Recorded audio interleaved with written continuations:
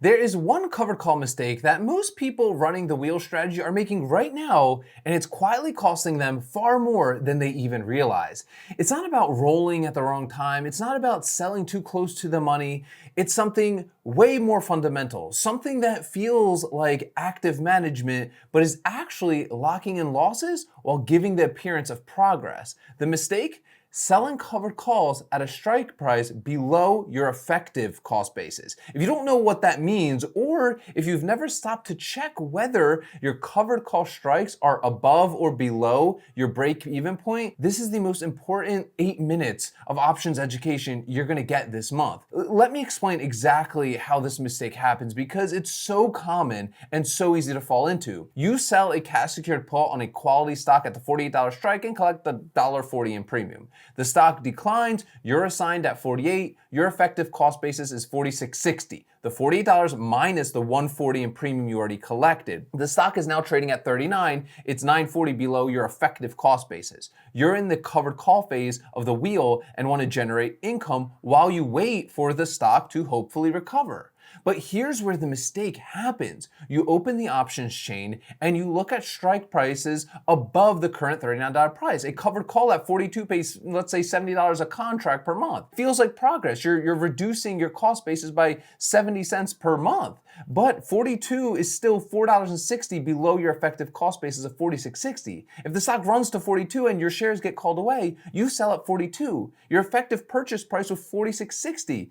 You locked in a $4.60 per share loss, $406 per contract, in exchange for collecting $70 in premium. The covered call income didn't generate wealth. It generated the illusion of activity while the position exited at a loss. But here's the framework that prevents this mistake entirely.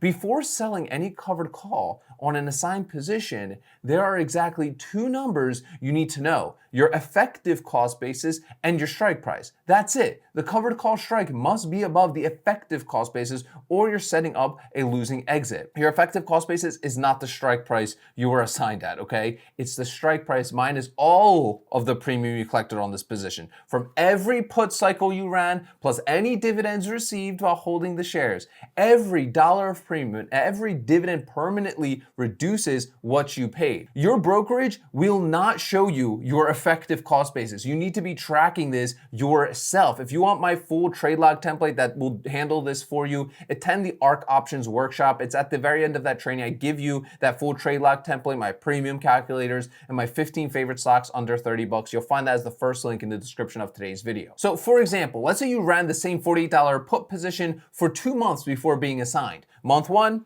90 cents in premium, expired worthless. Month 2, $1.40 in premium, assigned, plus a 50-cent dividend arrived while holding the shares. Total premium and dividends collected, $2.80. Effective cost basis, 48 bucks minus 280, 45.20.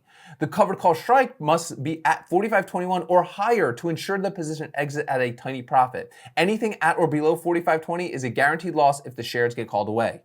Most people running the wheel don't calculate this number, okay? They sell covered calls based on where the stock currently is or based on what premium actually looks decent without ever checking whether the exit they're setting up is even profitable for them.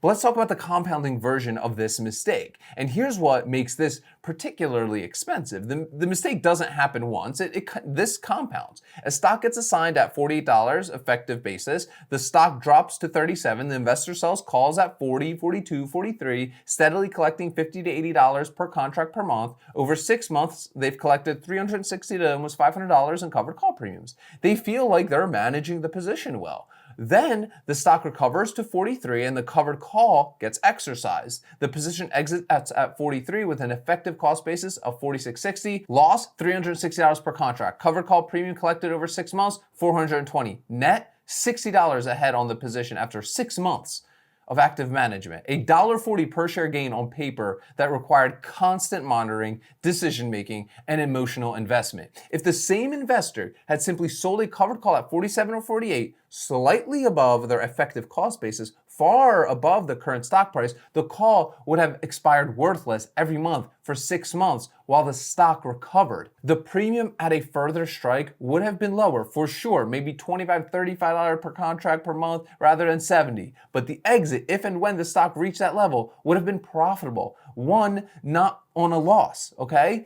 Chasing higher covered call premiums on a position that's below your cost basis is almost always the wrong trade, in my opinion. But let's talk about what to do when the stock is significantly below your basis. This is the situation most people are actually in, and nobody talks about it directly. The stock dropped 20-25% after assignment, and there's no strike above the current price that's also above your cost basis while still generating some premium. And here's the honest answer. There are three choices, and which one is right depends on the specific position. Choice one, sell the call further out in time, not weekly or monthly, maybe 60 or 90 days out, where the premium at a higher strike is more substantial. The longer duration generates more premium at a strike that still represents a profitable exit for us. Choice two, hold the shares without selling any covered call, okay? And let the position run without the covered call overlay until the stock recovers close enough to your cost basis that a covered call at a profitable strike becomes worth selling then. This requires a lot of patience but avoids the trap of, settling for a losing exit for the sake of activity. Choice three, close the position at a loss and move the capital to a better setup. This is the option nobody wants to take, but occasionally it's the right one, particularly if the business has fundamentally changed and the original thesis no longer holds. But what is never the right answer? Selling covered calls at strikes that would result in the position exiting at a loss repeatedly for months in exchange for small premium payments that don't offset the loss embedded in the position. Look, the covered call phase of the wheel works correctly when every covered call you sell represents a potential exit at a profit that requires you knowing your effective cost basis before selecting any strike. Selling below the effective cost basis feels like you're managing the position well. It generates more premium, it produces activity and the psychological sensation of doing something constructive. But it's setting up an exit that, if triggered, guarantees a realized loss. The longer that goes on and the more premium collected at the below cost base strikes, the harder it is to untangle this. The discipline that prevents this is simple. Calculate your effective cost basis first, place strikes only above that number, and accept lower covered call premium in exchange for maintaining the integrity of the exit. I got some questions for you guys as always in the comments section. Number one, have you ever had shares get called away at a covered call strike that was below your effective cost basis? And did you realize it had happened at a loss at the time or only after the fact? And number two, do you currently track your effective cost basis on every assigned position, including all prior premiums and dividends that you received before selecting a covered call strike? Let us know down below in the comments. And if you want my full trade lock template that helps you see what your effective cost basis is, my 2 premium calculators and my 15 favorite stocks under $30, click the first link in the description of today's video. That'll take you to our Ark Options workshop. I give you all those incredible free gifts at the end of that training. As always, guys, sell options, collect premiums, repeat. I'll see y'all tomorrow.